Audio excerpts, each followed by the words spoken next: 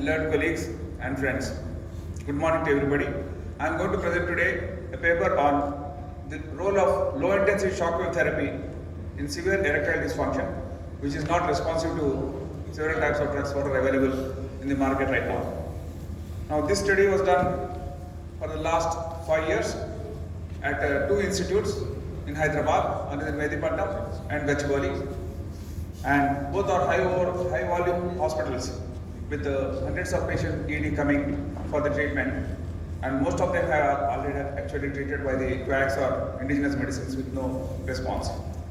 Now we know the shockwave therapy is done in several specialties, not only just urology. We all know extracorporeal shockwave therapy, which was first started by Christian Chaussy in 1977 in Germany, and actually that was a path-making discovery, and every place has ESW nowadays. The principle was to generate shock waves and then focus onto a target where intense shearing forces are generated at the target, and then it breaks. Whatever is actually targeted there, either a stone or a bone, can be broken by a shock wave. That's the intensity and magnitude of the strength that can be generated in a shock wave. It is used in orthopedic surgery for non-healing ulcers in a low intensity, cardiology for people who have failed after the coronary bypass, or for wound healing in plastic surgery and neurology also. So these are the applications of shock waves. But how can we use it for our subject in endocrinology, that is erectile dysfunction? We can see shock waves are of several types. The lightning or thunder is also a shock wave which is so intense and can have devastating effects on human beings or the earth, or it can cause actually crack in the earth also. Supersonic plane also generates shock waves. A gunshot is a sure shot injury that can cause intense, actually can go through a person, and the intensity is so high. Now coming to the shock wave, how it works, it generates an electrohydraulic effect, and high voltage creates electrical spark discharge. The water vaporizer causes explosion in a low intensity and then generates shock waves.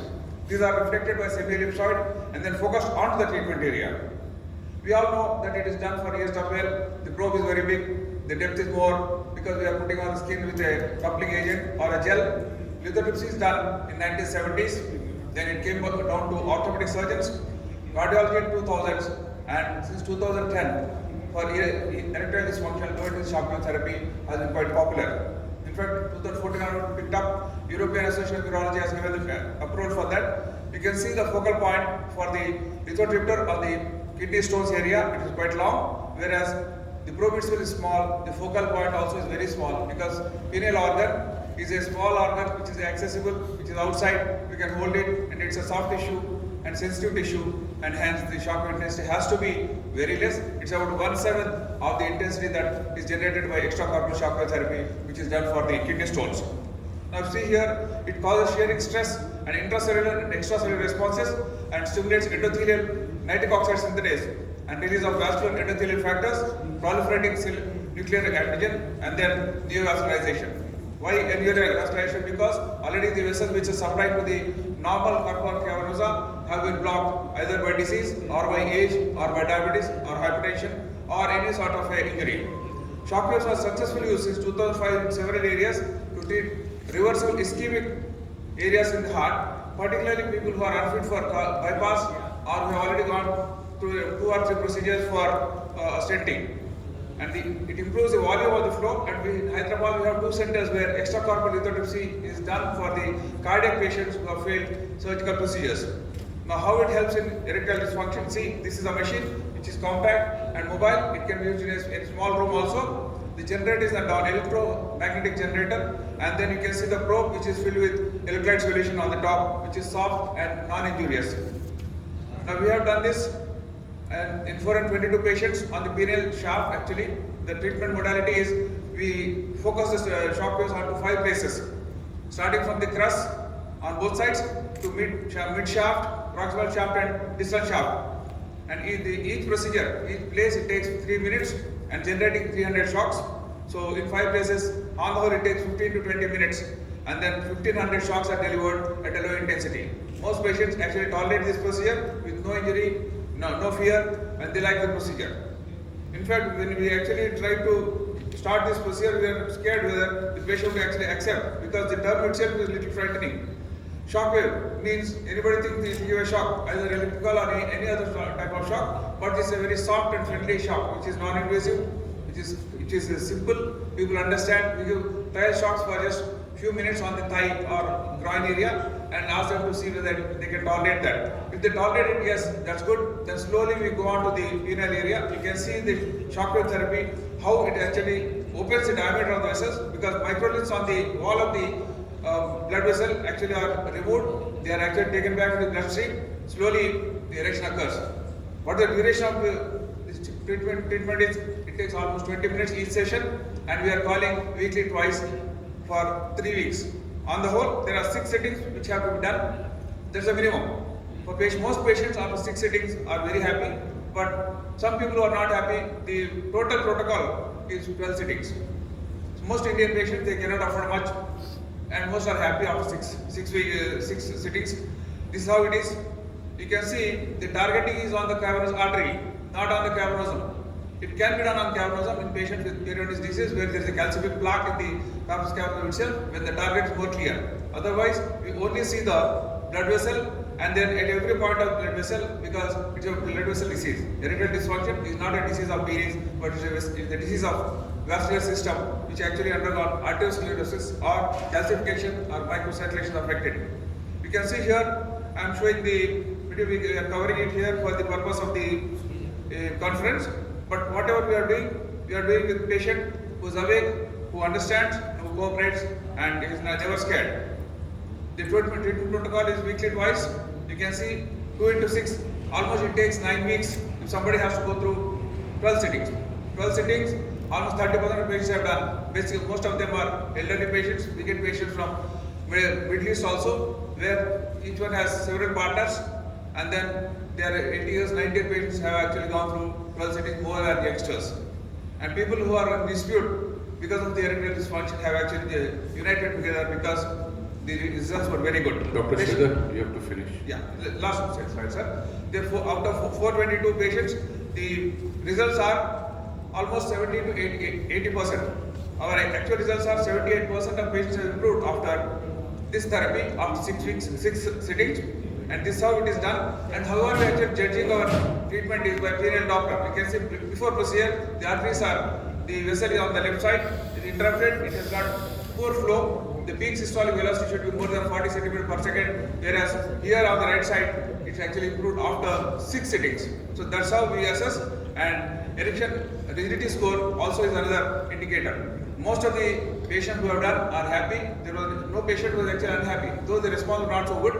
In fact, there were only 2 patients who were actually taken up for penile implant in this 422, which is an excellent result. So whoever we have treated, more than 80% improved. They stopped their PDE5 drugs, and then only very minimal percentage had necessary of a penile implant, which actually has become much rarer now because we are doing much earlier. There are a lot of cases of surgery. Now they have come down with low intensity shock therapy because most patients have comply with this. They are not scared. It's non-invasive, it's outpatient procedure, and also much less costly than the surgical procedure.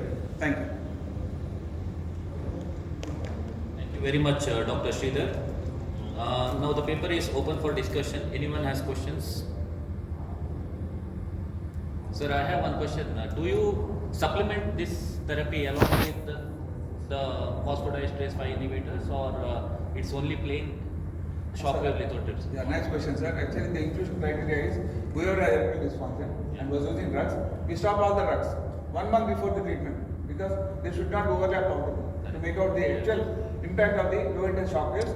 So generally, after 1 month they come for the treatment, and at the end of treatment they check, or we check by penile doctor to see how much has improved. If it has not improved, there are some people who take occasionally, but they are not dependent on the drugs, and the necessity of drug, now the dosage drug has come down significantly after the complete treatment of low intensity shock wave therapy. Are you actually happy with this therapy? Do you feel that how much actual functional improvement? Yeah, that's also a nice question, sir. There are many people who are actually skeptical about this, whether they are suspicious whether this helps. They are just an empirical therapy or a placebo type of treatment. The patient is satisfied that something is happening to his organ. It's not like that.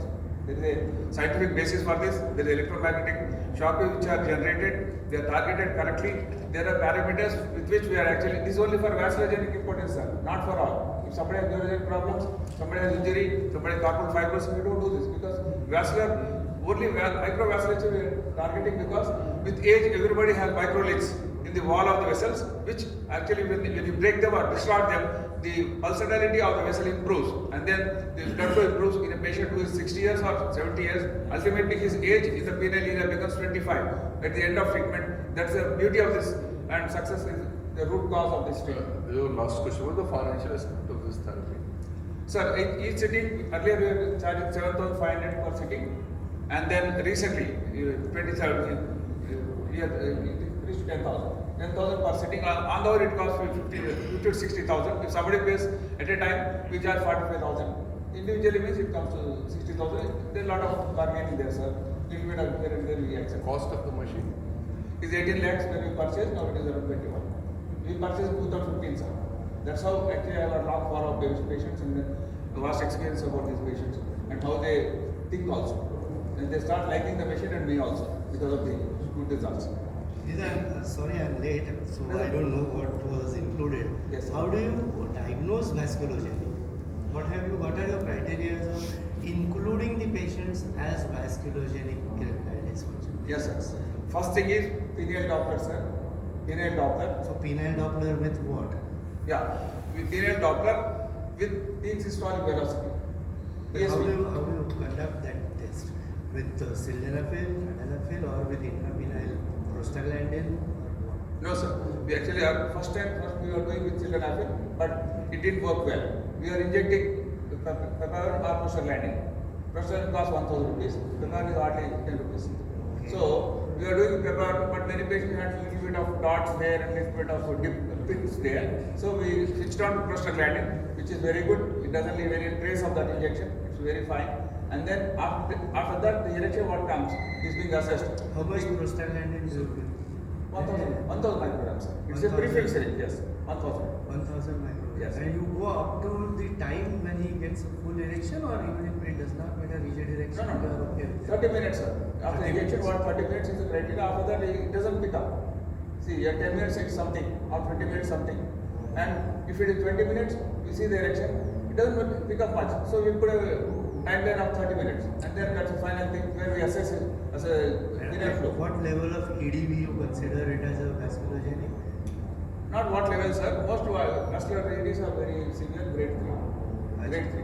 That's actually graded on erection hardness score, EHS. 1 to 3. One is no erection. You don't consider EDV as a parameter at all. End-diastolic volume as a parameter. Yeah, we take, but most End-diastolic PSV is more important, sir. If PSV doesn't pick up, end-diastolic volume doesn't come into picture. So that's more of a subjective. Not subjective, sir. There are objective parameters in that. We'll catch Sure, sir. Thank you. Thank you, sir. Thank you very much, sir. Now.